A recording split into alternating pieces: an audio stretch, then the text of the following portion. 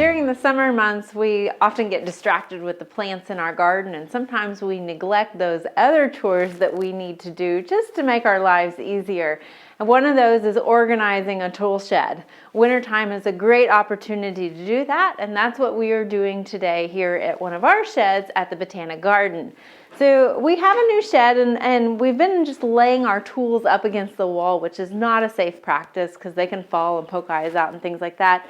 So what we're going to do is actually work on developing a system that holsters our tools with this PVC pipe. Now it seems relatively straightforward, but we learned a few tips that I want to share with you as we go through this process. The first thing that you want to do is kind of take into account the system that you're working with and what environment you have. So here we have some framing that we need to account for, and also the angle of our roof kind of creeps in a little bit. And so you want to make sure that your tools are able to pull out easily and not hit that. The other thing you want to look at is how many tools that you have. So really the best way to do it is to lay out your tools, see how many you have that have long straight handles and how many you might have that have a stirrup handle that you'll need to hook on there rather than using the PVC pipe. The other thing is all of our tools are different widths, and also some of them are different heights. And so which way arrangement works best and is most efficient for your space? The next thing that we're going to do is go ahead and start cutting our backboard that we use to mount our PVC.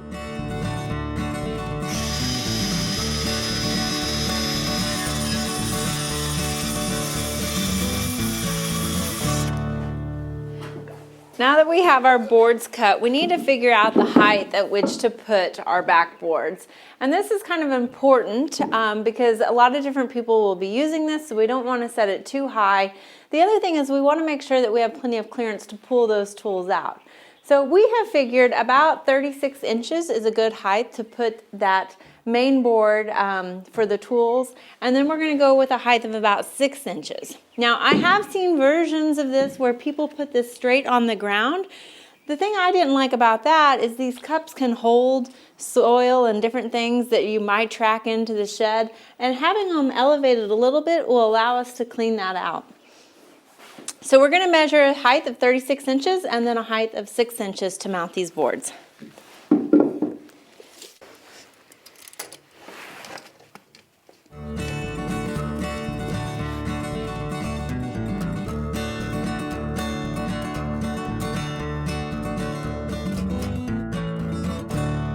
So now that we have our measurements marked, we're going to go ahead and wedge these in here, and some of them are a little bit snug, but we can use a hammer to get those in there.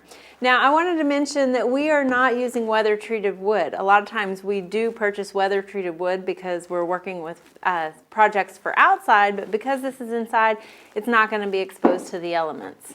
So it's a little bit of a cheaper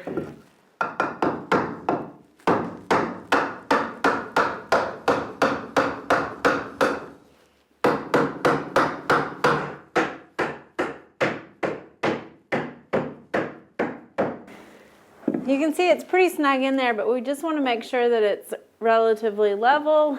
You can tap it if you need to level it a little bit better. We've got that. Now the other thing we're going to use is a drill first to pre-drill pilot holes, and that will just help guide our screw in a little bit better.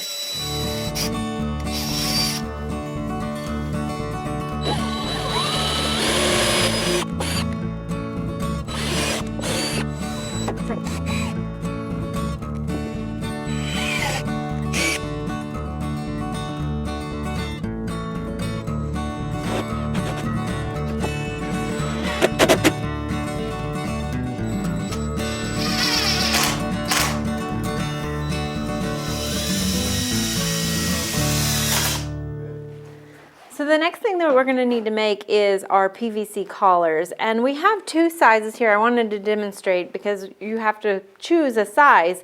Now a larger size will give you more clearance, but it can give you a little bit too much clearance. Here we have a pitchfork, and you can see that it bows pretty significantly here. And we've got to clear our ceiling and also our framework of our shed.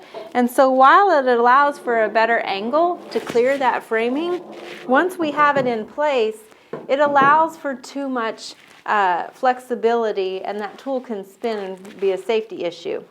So this was the 4-inch that gave us too much clearance. We went with a 3-inch PVC pipe that still allows for an angle for us to clear our framing, slips in there, and it securely keeps that tool in place. So now we need to go cut our 3-inch PVC pipe. The next thing we need to do is go ahead and cut our PVC collars that we're going to use as our holsters for our tools. Now, you can cut this on an angle if you have a chop saw or something. You can also use a skill saw, but you might have to cut it twice. We're just doing straight cuts. It's a lot simpler, and really we're just talking about holding tools. So there's no necessary reason for doing it on an angle. So we're going to measure these to be about 4 inches in length. That will be the cup that we put our tools in. So we'll get those measured and we'll start chopping.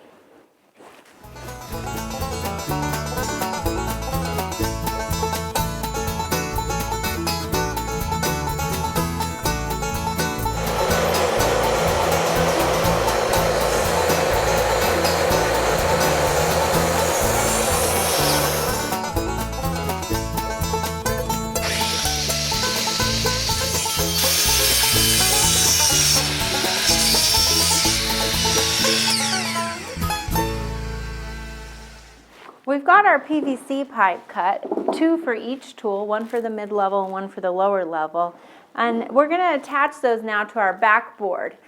Now, a lot of times we think about measuring and everything is identical, but here's when you want to lay your tools up against the wall, because a rake is going to be further off of our framework than, say, a shovel is. So we really want to make sure where our PVC is going to go aligns with our tool.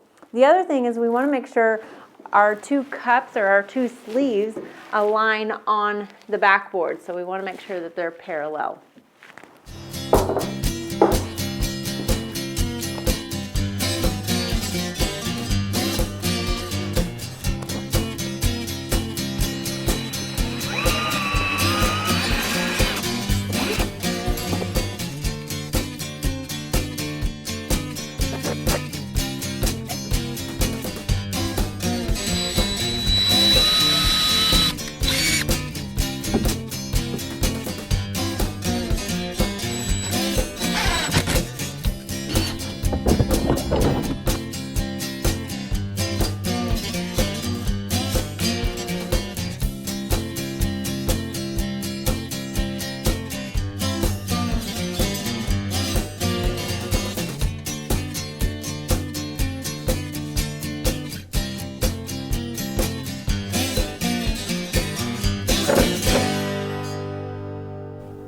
To attach the PVC pipe and the hooks, we used a shorter screw, a 1 5/8 inch screw.